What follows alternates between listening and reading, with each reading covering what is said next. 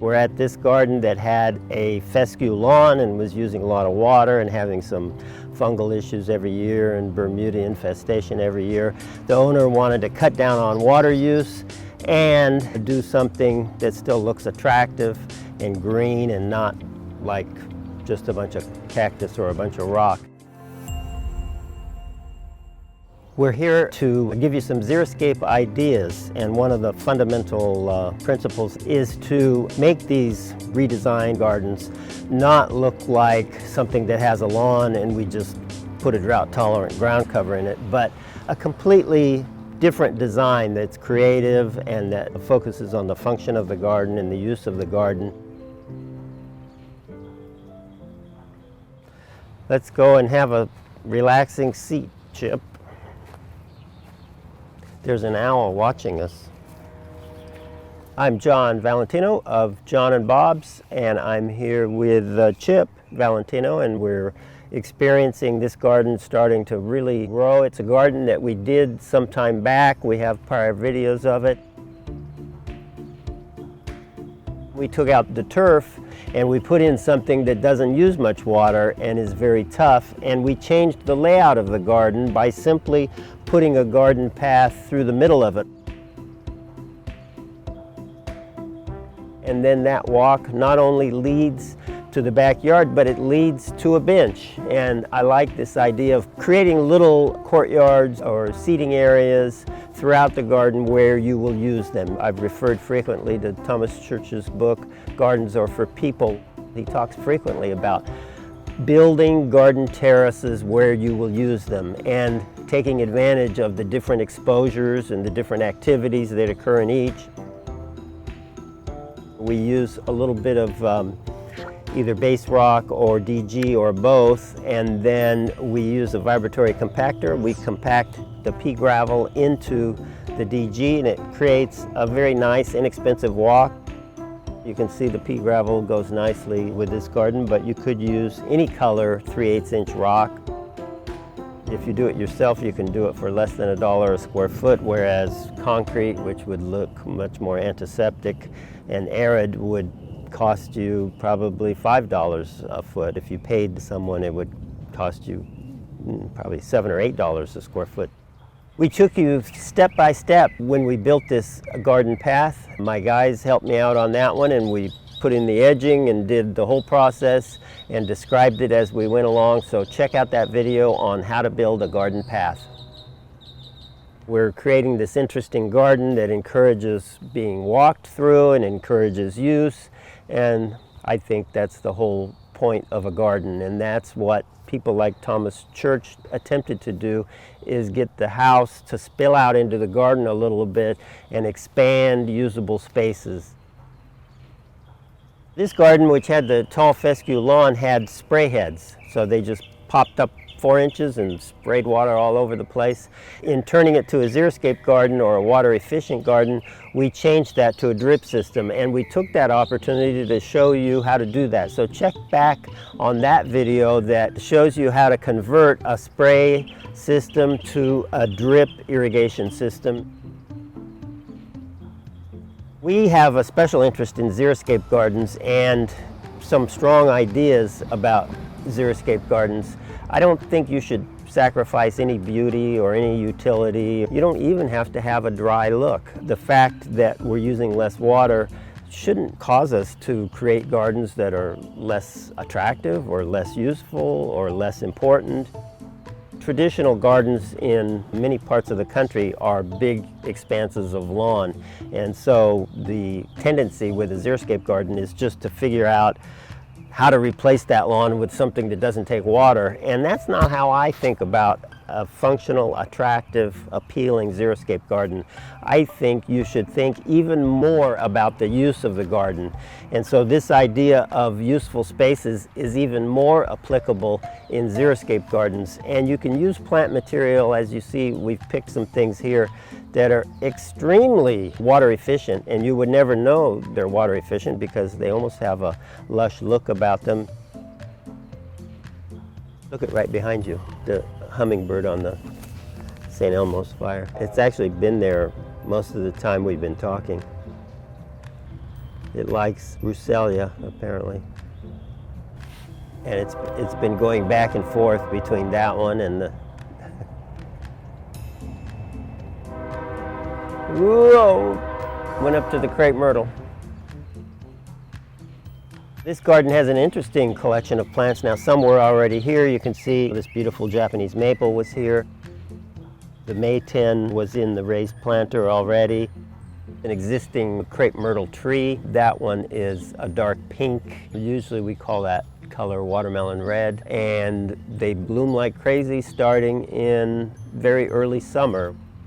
Since we're in an existing garden that has existing trees all around it, there's certain parts of the yard that are shady. And so we have sections like I'm sitting in right now where the plants aren't necessarily completely water efficient. They don't take a lot of water because they're in the shade most of the day. The plants here in the shade are Mexican heather, also known as Cufea, and this liriope, or some people call it liriope. Blue lily turf is the common name. And then right in front of the blue lily turf is a low-growing, white-blooming ground cover that's a form of loropetalum, and it's a white dwarf loropetalum that stays relatively low, probably is going to stay about 18 inches tall. And in front of that we have sea lavender. On the other side of the walk that gets a lot of sun, we used the carapia, and in the parking strip the carapia under ginkgos. And then we have the St. Elmo's fire, which is a type of Rucellia that's really colorful and doing very well. And we have Sedum Autumn Joy, which is just starting to bloom now, and it blooms pretty much right through the summer. And then on the other side of the walk, we did a dwarf version of iceberg roses called ice cap roses. In the courtyard area, she has this beautiful rose that amazes me every year that we planted 15 years ago called Marmalade Skies, and it's a beautiful one. It was blooming fantastically about 2 or 3 weeks before we did this video. I don't know if you'll believe me or not, but it looked way better than it does now, but you can get a sense of the color of the flower, and it's just a profuse bloomer all through the spring and summer and into the fall, but it does take breaks here and there. It's on a semi-break right now. Lemons in these big, beautiful pots that we got at Architectural Pottery that I'm sitting next to, and the lemons have been in this pot for about 15 years now and still doing pretty well, which is quite a long time for a dwarf citrus in a pot. There's lots of plants appropriate for xeriscape gardens, way more than we're able to use in a small garden like this. I'd say that's the first thing you look for, is water efficiency and the ability to thrive and prosper without frequent watering, because that's what a xeriscape garden is, a garden that can get along without a lot of summer water. And really, the less the better. Hopefully you could come up with a garden that you could water once a week or less. Xeriscape gardens would usually rely on California natives or native to parts of the United States that are summer dry like California, so parts of Arizona and Mexico. That's one group of plants. And then Mediterranean plants from all over the world. There's 5 Mediterranean climates throughout the world, and all of those areas have plants that thrive without summer water. If you have low temperatures, less than 12 degrees, carapia won't work for you, but it'll tolerate temperatures down to 12 degrees and heat up to 140 probably. It really loves heat, and heat is when it grows. When we plant it from these little plants that we get at a nursery that's growing it in a greenhouse, so it's very protected, and then we put it out into a cold January weather, and some of it didn't make it, and so you can see it kind of is spreading unevenly, and I think that's because we lost some of it in the beginning, but it's starting to fill in nicely. We're going to show you one other garden that has carapia and has a slight contrast. That is an open space that you can see used to be a lawn, so that is really the traditional way of thinking about a lawn substitute. This is also a xeriscape garden. As you can see, the area where we're using a lawn substitute, carapia again, and you can see how it was planted kind of on 3-foot centers. and this was planted in late February. It's doing very well, and it's a very simple garden with big agave which were existing, and then we added a bunch of Little John bottle brush. You can see these white multi-trunk crepe myrtles. Very simple with river rock and very nice Xeriscape garden that's low maintenance.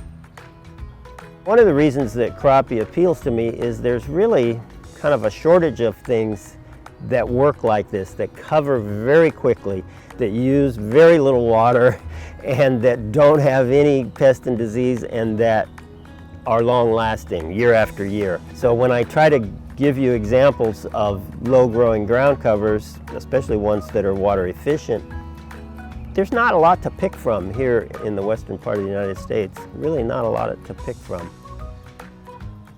The way that soil can best retain moisture is if it's lively. It has a lot of life, a lot of beneficial bacteria and fungi and protozoa and good nematodes, and that's what makes healthy soil that you don't have to water a lot.